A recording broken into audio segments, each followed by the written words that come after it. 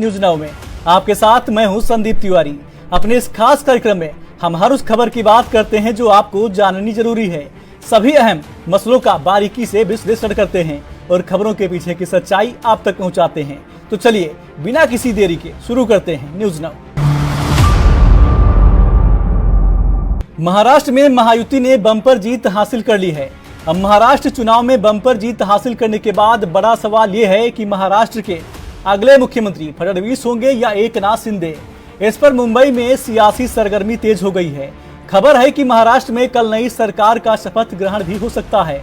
बताया जा रहा है कि कल मुख्यमंत्री और डिप्टी सीएम शपथ ले सकते हैं। ये समारोह राजभवन में होगा। आइए जानते हैं कि महाराष्ट्र में किस पार्टी के नेता के सीएम बनने के ज्यादा चांस है।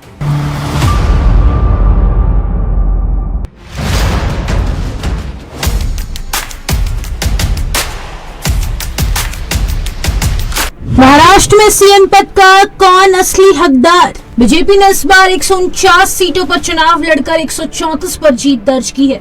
इस लिहाज से सीएम पद पर उसका दावा सबसे मजबूत है। लेकिन चूंकि एकनाथ शिंदे के कामकाज पर चुनाव हुआ था, इसलिए वे भी दावेदारी जता रहे हैं। इसी के तहत शिवसेना शिंदे ने आज अपने विधायक दल की बैठक बुलाई है। इस बैठक में पार्टी के नेता का औपचारिक तौर पर चुनाव किया जाएगा। शनिवार को ही महाराष्ट्र विधानसभा चुनाव के नतीजे घोषित हुए हैं, जिनमें महायुति ने प्रचंड बहुमत हासिल करते हुए 288 में से 231 सीटों पर जीत हासिल की। इस बीच मुंबई की सड़कों पर एकनाथ शिंदे के समर्थन में कई पोस्टर लगे हैं, जिनमें समर्थकों ने शपथ ग्रहण जैसी भाषा का इस्तेमाल किया है।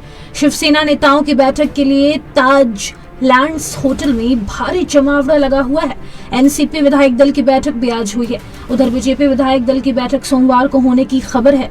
बीजेपी के महासचिव विनोद तावड़े ने कहा कि हमें 26 नवंबर को विधानसभा का कार्यकाल खत्म हो रहा है और हमें उससे पहले सरकार बनानी है। सीएम पद को लेकर तीनों पार्टियां मिलकर फैसला करेंगी। महायुति सबको साथ लेकर चल रही है। एनसीपी नेता प्रफुल्ल पटेल ने कहा कि आज एनसीपी के नवनिर्वाचित विधायकों की बैठक हुई है। हमने सभी विधायकों का स्वागत किया और हमने अजीत पवार को पार्टी का नेता भी चुना। हमने उनसे पार्टी के संबंध में आगे के फैसले लेने की भी अपील की। तो वहीं एनसीपी के पुणे अध्यक्ष दीपक मानकर ने कहा कि एनसीपी के कार्यकर्ता चाहते हैं कि अगर दादा अजीत पवार होंगे तो महाराष्ट्र को एक अच्छी दिशा मिलेगी। दादा में काम करने की क्षमता है। हम जानते हैं कि पिछले 2.5 वर्षों में उन्होंने महाराष्ट्र में उप मुख्यमंत्री के रूप में किस तरह का काम किया। महायुति सबको साथ लेकर चल रही है। पीएम मोदी और अमित शाह फैसला लेंगे, सभी साथ बैठेंगे। फडणवीस, शिंदे और दादा अजीत पवार तीनों ही सक्षम हैं। आज राष्ट्रवादी कांग्रेस पार्टी के नवनिर्वाचित विधायकों की बैठक हुई। हमने उनका स्वागत किया, सम्मान किया, सत्कार किया और साथ साथ में हमने हमारे पार्लियामेंट्री लेजिस्लेटिव पार्टी जो एनसीपी की है, उसके नेता के पद पर अजीत पवार साहब का वहां पर चयन किया।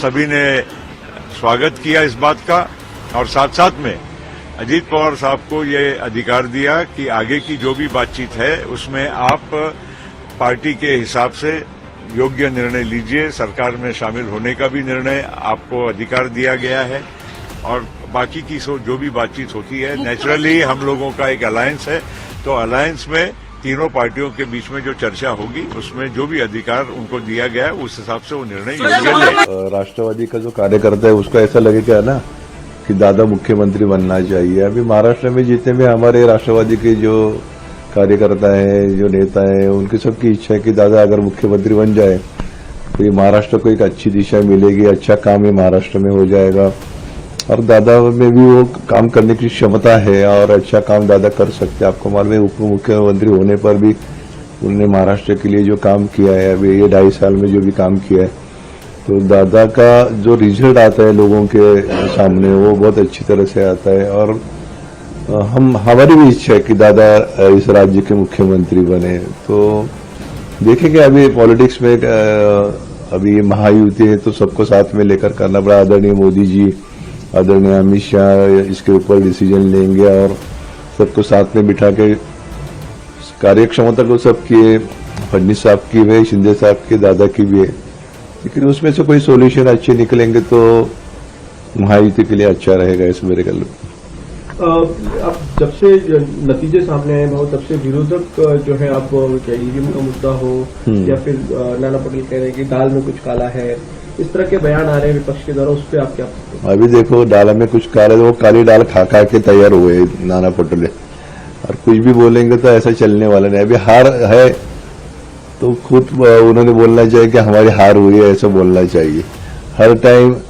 अभी शुरू में 10 यानी जो काउंटिंग चालू हुआ था उसमें 10-11 बजे तक 135-136 था, तो ये लोग नहीं बोले कि ईवीएम का कुछ उसका इफेक्ट है, कुछ है। बाद में उसके आगे जो लाडली बहन का जो रिजल्ट आने लगा तो पूरा माहौल चेंज हो गया। और मुझे नाना पटोले जी को कहना है कि अभी हारा कितने वोटों से वो भी जीते। देखो, इतने बड़े कांग्रेस के नेता जो मुख्यमंत्री के दावेदार भी रहे, और जितने भी दावेदार थे वो सब हार गए। उसमें बाला साहब थोराट रहेंगे, उसमें पृथ्वीराज चौहान रहेंगे, यशोमती ठाकुर रहेंगे। उन्होंने जो कांग्रेस के लिए जो योगदान उनका रहा है उसका उनको रिजल्ट भी नहीं मिला। उसमें सिर्फ ये लोग बातें करते रहे और कार्यकर्ता में उनका कोई स्थान नहीं, ऐसा मेरा कहना है। बीजेपी चुनाव में सबसे बड़ा दल, इस बार उनकी पार्टी 130 से अधिक सीटों पर काबिज होने वाली है। बीजेपी नेता प्रवीण दरेकर कहते हैं कि हमारी पार्टी उपचुनाव में सबसे बड़ा दल बनकर उभरी है। इस आधार पर कार्यकर्ता चाहेंगे कि देवेंद्र फडणवीस मुख्यमंत्री बने। उधर वाशिम सहित दूसरे जिलों में देवेंद्र फडणवीस को मुख्यमंत्री बनाने वाले पोस्टर लग गए हैं। दूसरी ओर शिंदे की ओर से भी लगातार मांग उठ रही है कि एकनाथ शिंदे को फिर से मुख्यमंत्री बनाया जाए, क्योंकि यह विधानसभा चुनाव उनके नेतृत्व में ही लड़ा गया है। 26 नवंबर को सरकार बनाने का दावा कर सकती है महायुति। जानकारी के मुताबिक सहयोगी दलों द्वारा विधायक दल के नेता का चुनाव करने के बाद महायुति के नेता दिल्ली में बीजेपी के शीर्ष नेताओं के साथ परामर्श करके मुख्यमंत्री पद के बारे में निर्णय लेने के लिए एक संयुक्त बैठक करेंगे। जानकारी के मुताबिक महायुति 26 नवंबर को राजभवन में राज्यपाल के समक्ष बहुमत का दावा कर सकती है, जिसके बाद मुंबई के वानखेड़े स्टेडियम में भव्य शपथ ग्रहण समारोह होगा। इस शपथ ग्रहण समारोह में प्रधानमंत्री मोदी और कई क्षेत्रों के गणमान्य लोगों के मौजूद रहने की संभावना है। Special desk ANB news. अब बात संसद के शीतकालीन सत्र की। सोमवार से संसद के शीतकालीन सत्र की शुरुआत होने वाली है। उससे पहले केंद्र सरकार ने रविवार को सर्वदलीय बैठक बुलाई।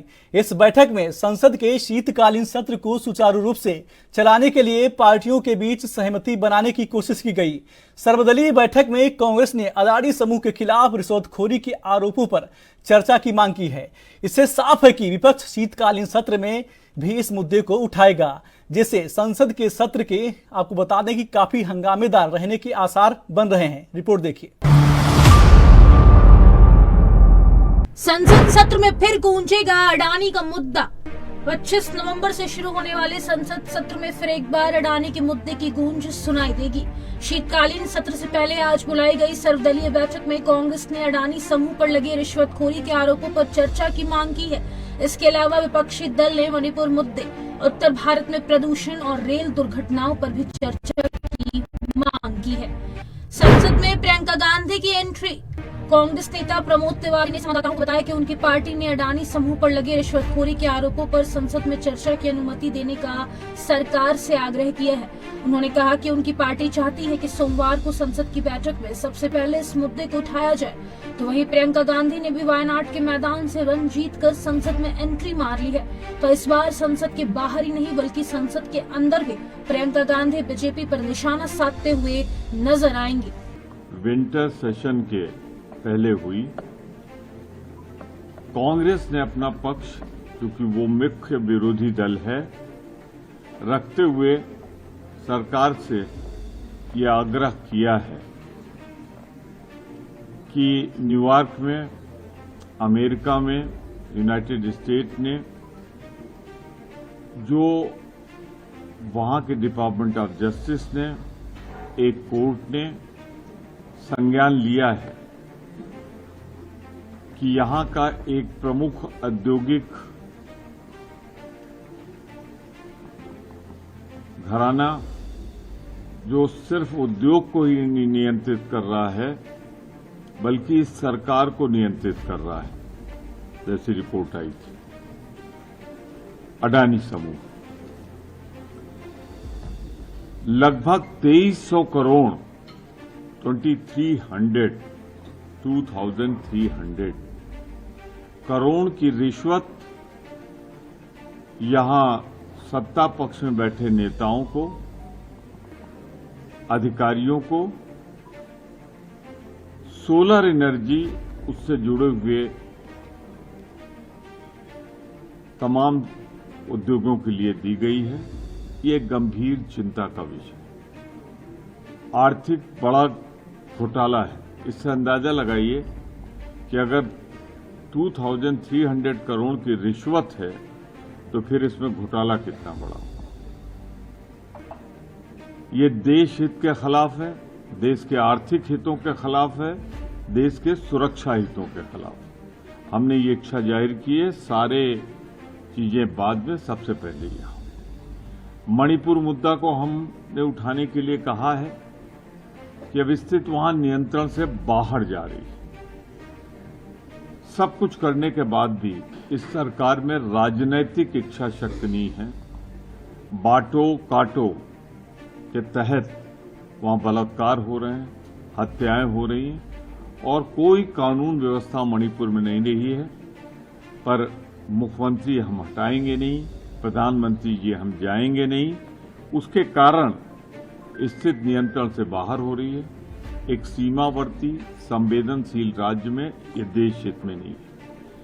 तीसरा, अनएम्प्लॉयमेंट बढ़ता जा रहा है, रिकॉर्ड टूट चुके सारे। इसके अलावा जो हमने देखा है, कभी कहा था प्रधानमंत्री ने कोई आया नहीं, कोई गया नहीं, कोई है नहीं, और फिर वार्ता होके विड्रॉल ऑफ द फोर्सेज होता है। तो ये आखिर विड्रॉल ऑफ द फोर्सेज कहां से हो रहा है, उसके बारे में देश को विश्वास में लिया जाना चाहिए। पार्लियामेंट में इस पे बयान आना चाहिए, जैसा 1962 में भी आया था। मैं एक और चिंता अपनी और देश की, खासतौर से नॉर्दर्न रीजन में, उत्तरी भारत में पॉल्यूशन की स्थिति गंभीर से गंभीरतम होती। संसद का शीतकालीन सत्र सुचारू रूप से चलेगा। सर्वदलीय बैठक पर संसदीय कार्य मंत्री किरेन रिजिजू ने कहा कि सर्वदलीय बैठक बहुत अच्छे से हुई। सभी राजनीतिक दलों के नेताओं ने अपनी अपनी बातें रखी। हमने उन सभी बातों को नोट किया है और नेताओं से अपील की है कि संसद का शीतकालीन सत्र सुचारू रूप से चले। मुझे उम्मीद है कि इस सत्र में स्वस्थ चर्चा होगी। सरकार किसी भी विषय पर चर्चा के लिए तैयार है। आज ऑल पार्टी मीटिंग बहुत अच्छी तरह से हम लोगों ने कंडक्ट किया और सब पॉलिटिकल पार्टी के नेताओं ने अपना अपना पार्टी का मत रखा। हमने सब पार्टी का जो पॉइंट्स रखे हैं उसको नोट किए हैं और हमने अपील किया है कि ये शीतकालीन सत्र, winter session of the parliament बहुत अच्छी तरह से चले, ये हमने अपील किया है। और आज सकारात्मक, एक पॉजिटिव मन के साथ सब पार्टी ने अपने अपने मत रखे हैं और हम उम्मीद करते हैं कि जितना विषय इस विंटर सेशन पार्लियामेंट में आएंगे, अच्छी तरह से उसका डिबेट, डिस्कशन और साथ में सुझाव अच्छी तरह से होगा, मैं उम्मीद रखता हूं। सरकार कोई भी मुद्दा को अच्छी तरह से चर्चा करना चाहता है, इसलिए सदन अच्छी तरह से चले, हंगामा ना हो और समय को अच्छी तरह से उपयोग करे, ये हमारा ऑल पार्टी के नेताओं से अपील किया है। संविधान दिवस की क्या तैयारी सर, सरकार के संविधान दिवस किस तरीके से? संविधान दिवस भव्य तरीके से मनाएंगे। इस बार संविधान का 75 वर्ष पूरा हो जाएंगे और प्रधानमंत्री मोदी जी ने 2015 से संविधान दिवस मनाने का कार्यक्रम शुरू किया इस देश में। तो 75 वर्ष पूरा हो जाएंगे तो धूमधाम से मनाएंगे और सिर्फ एक दिन नहीं, 26 नवंबर से लेकर के साल भर का संविधान दिवस मनाने का कार्यक्रम रखा है। All political parties, there are total 42 leaders of 30 political parties attended this all-party meeting. So lastly, the JPC will be requesting to delay.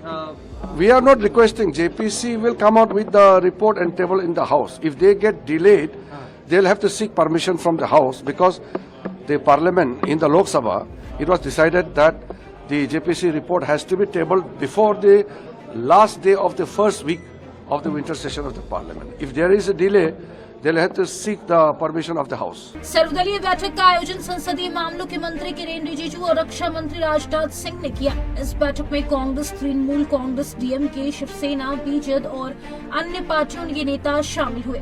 शीतकालीन सत्र सोमवार यानी 25 नवंबर से शुरू होकर 20 दिसंबर तक चलेगा। इस सत्र के दौरान विपक्ष सरकार को वक्फ संशोधन विधेयक, मणिपुर हिंसा के मुद्दे पर घेरने की कोशिश करेगा।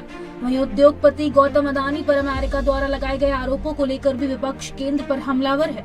तो वहीं सबसे बड़ी बात कि इस बार राहुल गांधी और प्रियंका गांधी एक साथ मिलकर संसद के अंदर बीजेपी पर निशाना साधेगी। अब देखना ये होगा कि क्या प्रियंका गांधी और राहुल गांधी दोनों भाई बहन की जोड़ी 1 और 1 11 की जोड़ी साबित हो पाएगी। Special desk ANB news. अब बात करेंगे उत्तर प्रदेश में हुए उपचुनाव की। उपचुनाव के नतीजों के बाद चल रही राजनीति की। यूपी में 9 सीटों पर हुए उपचुनाव के नतीजे सामने आ गए हैं। इसमें बीजेपी के खाते में 7 सीटें और सपा के पास 2 सीटें चली गई हैं। एक बार फिर बसपा कुछ खास कमाल नहीं कर पाई है। उपचुनाव के नतीजों पर अब बहुजन समाज पार्टी की प्रमुख मायावती का बड़ा बयान सामने आ गया है। वहीं सपा प्रमुख अखिलेश यादव, आइए जानते हैं कि क्या वजह रही कि बसपा सुप्रीमो को इतना बड़ा ऐलान करना पड़ा। रिपोर्ट देखिए। हार के बाद मायावती का बड़ा फैसला। उपचुनाव रिजल्ट के बाद बसपा प्रमुख मायावती ने कहा कि ईवीएम के जरिए फर्जी वोट डाले जा रहे हैं। हमारी पार्टी अब कोई उपचुनाव नहीं लड़ेगी। उपचुनाव में सरकारी मशीनरी का दुरुपयोग किया गया है। लोगों में ईवीएम के गलत इस्तेमाल की चर्चा है। बीएसपी को कमजोर करने की साजिश की गई है। विरोधी अपना वोट ट्रांसफर करा देते हैं। चुनाव आयोग को फर्जी वोटिंग रोकने के लिए कदम उठाने चाहिए। यूपी में 9 विधानसभा की सीटों पर हुए उपचुनाव में इस बार जो वोट पड़े हैं और उसके बाद जो कल नतीजे आए हैं, तो उसको लेकर अब ये आम चर्चा है। मैं खुद नहीं कह रही हूँ, ये लोगों में आम चर्चा है कि पहले देश में बैलेट पेपर के जरिए चुनाव जीतने के लिए सत्ता का दुरुपयोग करके फर्जी वोट डाले जाते थे, और अब तो ईवीएम के जरिए भी ये कार्य किया जा रहा है, जो लोकतंत्र के लिए बड़े दुख व चिंता की बात है। इतना ही नहीं, बल्कि देश में लोकसभा व राज्यों में विधानसभा आम चुनाव के साथ साथ खासकर उपचुनावों में तो अब ये कार्य काफी खुलकर किया जा रहा है। और ये सब हमें हाल ही में हुए यूपी के उपचुनाव में काफी कुछ देखने के लिए मिला है। और इस बार महाराष्ट्र स्टेट में विधानसभा के हुए आम चुनाव में भी इसको लेकर काफी आवाजें उठाई जा रही हैं। ये अपने देश में यह लोकतंत्र के लिए बहुत बड़ी खतरे की घंटी भी है। ऐसी स्थिति में अब हमारी पार्टी ने ये फैसला लिया है कि जब तक देश में फर्जी वोटों को डालने से रोकने के लिए देश के चुनाव आयोग द्वारा कोई सख्त कदम नहीं उठाए जाते हैं, तो तब तक हमारी पार्टी देश में खासकर अब कोई भी उपचुनाव नहीं लड़ेगी। मैं उपचुनाव की बात कर रही हूँ, बाई इलेक्शन की। तो तब तक हमारी पार्टी देश में खासकर अब कोई भी उपचुनाव नहीं लड़ेगी। जबकि आम चुनाव में जब जनरल इलेक्शन होते हैं, जबकि आम चुनाव में इस मामले में थोड़ा बचाव जरूर हो जाता है, क्योंकि इनका अर्थात सरकारी मशीनरी का सत्ता परिवर्तन के डर की वजह से जब जनरल इलेक्शन होता है, जो पार्टी पावर में होती है, जरूरी नहीं है कि वो पार्टी पावर में फिर से लौट के आ जाए, दूसरी पार्टी भी आ सकती है। तो फिर वो जो सरकारी मशीनरी है वो थोड़ा घबराती है। जबकि आम चुनाव में इस मामले में थोड़ा बचाव जरूर हो जाता है, क्योंकि इनका अर्थात सरकारी मशीनरी का सत्ता परिवर्तन के डर की वजह से आम चुनाव में इनका जनता पर कोई ज्यादा दबाव या डर आदि नहीं होता है। जिसे खास ध्यान में रखकर हमारी पार्टी देश में लोकसभा व राज्यों में विधानसभा के आम चुनाव तथा स्थानीय निकायों के भी चुनाव पूरी तैयारी व दमदारी के साथ लड़ेगी। यूपी उपचुनाव के नतीजों पर बोले अखिलेश। उत्तर प्रदेश विधानसभा उपचुनाव के नतीजों पर समाजवादी पार्टी के मुखिया अखिलेश यादव ने कहा कि चुनाव के दिन लगातार बहुत सारे वीडियो मिल रहे थे जिसकी जानकारी हम आपको दे रहे थे और सोशल मीडिया के माध्यम से चुनाव आयोग और संबंधित अधिकारियों को जानकारी दी जा रही थी। मैंने कुंदरकी से हमारे समाजवादी पार्टी के प्रत्याशी का वीडियो देखा। जब वो वोट डालने निकले तो उन्हें जानकारी मिली कि उनके बूथ एजेंट को निकाल दिया गया है। जिस तरह से पुलिस प्रशासन ने व्यवहार किया, उनकी मंशा थी कि कोई भी समाजवादी पार्टी का एजेंट बूथ पर ना रहे। बड़े पैमाने पर समाजवादी पार्टी के लोग जहां भी वोट डालने जाना चाहते थे उन्हें रास्ते में ही रोक दिया गया। वहीं फैजाबाद से सपा सांसद अवधेश प्रसाद ने उत्तर प्रदेश विधानसभा उपचुनाव के परिणाम पर कहा कि यह चुनाव लोकशाही और तानाशाही के बीच हुआ। इन चुनावों को जीतने के बाद बीजेपी जो दम भर रही है, उन्होंने लोकतंत्र की सारी मर्यादाओं को चकनाचूर करके लोगों को डराकर, धमकाकर, रिवॉल्वर के दम पर मतदाताओं से मतदान करवाया है। इसी से उनकी जीत हुई। हालांकि जिस दिन चुनाव हो रहा था और जिस समय वोट पड़ रहे थे, उस समय भी हम और आप मिले थे। बहुत सारे वीडियोस, बहुत सारी जानकारी लगातार मिल रही थी जिसकी सूचना हम लोग आपको भी दे रहे थे और आज के समय पर जो सोशल मीडिया उसके माध्यम से भी चुनाव आयोग और संबंधित अधिकारी तक बात पहुंचा रहे थे। मुझे याद है मैंने कुंदरकी के अपने समाजवादी पार्टी के प्रत्याशी उनका वीडियो देखा था। सुबह ही सुबह जब वो निकले हैं वोट डालने में तो उन्हें जानकारी मिल गई कि उनके बूथ के एजेंटों को निकाल दिया गया है। पुलिस प्रशासन ने मिलकर के जो व्यवहार किया और उनकी नियत और मंशा यही थी कि कोई भी समाजवादी पार्टी का एजेंट बूथ पर न रहे, इसलिए जानबूझ करके प्रशासन ने और खासकर पुलिस ने, वो भी निर्देश पर, सभी बूथ एजेंटों को लगभग निकाल दिया गया और बड़े पैमाने पर जहां समाजवादी पार्टी के समर्थक थे, समाजवादी पार्टी के लोग वोट डालने जाना चाहते थे, जाते उन्हें रोक दिया गया। अगर मान लीजिए रोक दिया गया है वोटर को, तो वोट किसने डाले? अगर उन बूथों पर समाजवादी पार्टी का वोटर नहीं पहुंचा है, हमारे प्रत्याशी के समर्थक नहीं पहुंचे, आखिरकार वोट किसने डाला है? ये बड़ा गंभीर विषय है। और इसके साथ साथ दो तरह की पर्ची होना, लाल मार्क है और एक सामान्य रूप से ये जो पर्ची दी जाती है, ये लाल पर्ची, लाइन वाली पर्ची, उस दिन भी हम लोगों ने कहा था, जिस दिन वोट पड़ रहे थे उस दिन भी इस बात को कहा था कि इस तरह की व्यवस्था कोई प्रशासन ने बनाई है और जिसके कारण इस तरह का भेदभाव किया है। यहां वो साथी बैठे हैं जिनका वोट था लेकिन वोट डालने नहीं पहुंचे। अभी जब विधायक अपने तमाम साथियों के साथ यहां आ रहे थे, पुलिस को जानकारी मिल गई, कई गाड़ियां इनकी बंद कर दी गई। सुबह से हम लोग लगातार कोशिश कर रहे हैं कि वो छोड़ दिए जाएं।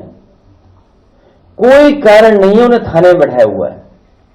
चुनाव तानाशाही और लोकशाही के बीच हुआ। तानाशाही का सोच क्या होती है, तानाशाही का आचरण क्या होता है, वही सदाचार के आधार पर ये चुनाव हुआ है। ये चुनाव भारतीय जनता पार्टी जो जीत का दम भर रही है, उन्होंने लोकतंत्र की सारी मर्यादाओं को चकनाचूर करके और लोगों को डरवा कर रिवाल्वर के बल पर और अधिकारियों को पूरी तरह से पुलिस के लोगों ने लोगों के वोट को छोड़ा है, डाला है और लोगों को भगाने का काम किया है और उनको स्वतंत्र मतदान देने से रोका है और इसी से उनकी जीत हुई। निष्पक्ष रूप से, स्वतंत्र रूप से अगर चुनाव हुआ होता तो भारतीय जनता पार्टी की ये स्थिति न होती। ये कहना कि 27 का चुनाव एक आईना है, ये उनका दिवा स्वप्न है। निश्चित तौर से 27 के चुनाव में जिस तरह से इन्होंने रोक छेक, पुलिस का बल, अधिकारियों का बल का इस्तेमाल किया है, 27 में नहीं होने पाएगा और 27 में माननीय अखिलेश यादव जी के नेतृत्व में इंडिया गठबंधन की सरकार बनेगी और भारतीय जनता पार्टी पूरी तरह से हारेगी और ये आज की सोच उनके लिए दिवास्वप्न साबित हुआ। समाजवादी पार्टी की जमीन खिसक गई है तो वहीं सपा के आरोपों पर पलटवार करते हुए उत्तर प्रदेश के उप मुख्यमंत्री ब्रजेश पाठक ने यूपी विधानसभा उपचुनाव के नतीजों पर कहा कि कल के उपचुनाव के नतीजों के बाद समाजवादी पार्टी की जमीन खिसक गई है। जब भी सपा सत्ता में आई है, राज्य में गुंडों और माफियाओं का आतंक रहा है। उनका काम दूसरों की जमीन और मकानों पर कब्जा करना है, इसलिए राज्य की जनता ने उन्हें नकार दिया है। समाजवादी पार्टी को मैं कहना चाहता हूं, सीने में जलन, आंखों में तूफान सा क्यों है, सैफई घराने में हर शख्स परेशान सा क्यों है। कल जो विधानसभा उपचुनाव के परिणाम घोषित हुए हैं, समाजवादी पार्टी के पैरों के नीचे से जमीन खिसक गई। समाजवादी पार्टी की गुंडई, अराजकता, मवालीपन, लूट खसोट से जनता अच्छी तरह वाकिफ है और जब जब इन्हें सत्ता मिली है, ये हमेशा अपने पुराने पैटर्न पर कायम रहे। लोकसभा चुनाव के बाद उत्तर प्रदेश में बहू बेटी पर जितने भी अत्याचार हुए हैं, चाहे कन्नौज की घटना हो, जो ओबीसी समाज की एक बेटी के साथ समाजवादी पार्टी के वरिष्ठ नेता ने अपने कॉलेज में बुला करके जो कुकृत्य किया है, पूरे देश की जनता ने देखा है। इसी प्रकार अयोध्या में समाजवादी पार्टी के एक पदाधिकारी ने एक बेटी के साथ जो कुकृत्य किया, वो बेटी भी निषाद समाज की थी, ओबीसी समाज की थी और हद तो तब हो गई जब करहल में एक दलित बेटी की हत्या सिर्फ इसलिए कर दी गई कि उसने सपा को वोट देने से मना कर दिया था। दलित बेटी के पिता का बयान हम सबने देखा है, वीडियो वायरल हो रहा था। दलित बेटी का पिता कह रहा है, चीख चीख करके पुकार रहा है प्रदेश की जनता, देश की जनता के सामने कि हमारी बेटी की हत्या सिर्फ समाजवादी पार्टी के गुंडों ने इसलिए कर दी कि उसने सपा को वोट देने से इनकार करते हुए कहा था हम कमल के फूल पर वोट देंगे, हमें वहां से कॉलोनी मिली है, मकान मिला है। अखिलेश यादव जी को जवाब देना चाहिए। ये ओबीसी समाज की बेटियों पर जो कुकृत्य उनके समाजवादी पार्टी के गुंडे कर रहे हैं, पदाधिकारी कर रहे हैं, दलित समाज की बेटी की हत्या कर देते हैं वोट न देने के कारण, अखिलेश जी उस पर कुछ नहीं बोलना चाहते हैं और पूछते हैं चुनाव में जो हार हुई है उनकी, उस पर उनका कोई जवाब नहीं है। हार को स्वीकार नहीं कर पा रहे। लोकसभा के चुनाव में इन्होंने झूठ बोल करके वोट हासिल किए थे, संविधान को खतरे में बता करके 8-8 हजार रुपए आपके खाते में, महिलाओं के खाते में आएंगे, एफिडेविट बनवाने गए थे। उत्तर प्रदेश विधानसभा उपचुनाव, झारखंड और महाराष्ट्र उपचुनाव में शिकस्त के बाद मायावती ने उपचुनाव न लड़ने का ऐलान किया है। मायावती ने उत्तर प्रदेश विधानसभा उपचुनाव में धांधली का आरोप लगाया है। उन्होंने कहा कि सरकार ने सरकारी मशीनरी का उपयोग किया है और फर्जी वोटिंग कराई गई है। बसपा सुप्रीमो ने कहा कि पार्टी देश में आम चुनाव पूरी दमदारी के साथ लड़ेगी, तो वहीं सपा इस हार को अपना नहीं पा रही है। Special desk ANB news now में आज मेरे साथ बस इतना ही। आप देखते रहिए एएनबी न्यूज। नमस्कार।